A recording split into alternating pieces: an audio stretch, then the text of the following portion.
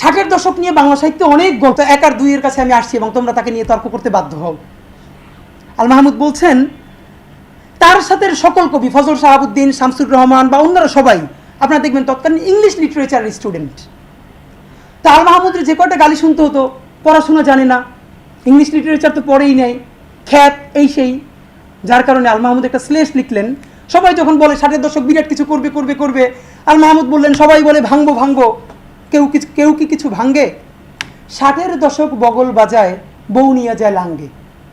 আল মাহমুদরা আমরা চিনি সেই মানুষ হিসেবে যখন সবাই ধার করা প্রমিত কোটানকোট শুদ্ধ শব্দ দিয়ে নতুন বাংলা সাহিত্য বানায়, যেই শব্দ পড়ে আমি আমার মায়েরে আমার বাপেরে যেই নামে ডাকি, সাহিত্যে তা পাই না, পত্রিকায় তা পাই না।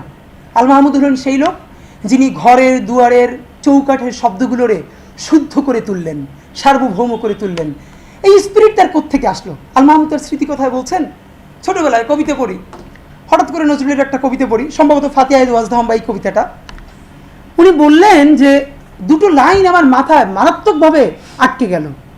আপনাদের ফাতিহায়ে ওয়াজদাহম বা কোন কবিতাটাই সম্ভবত এর মধ্যে দুটো লাইন মনে আছে কিনা, যে গড়াগড়ি দিয়ে কাঁদে কচি মেয়ে ফাতিমা, আম্মা গো পানি দাও ফেটে গেল ছাতিমা।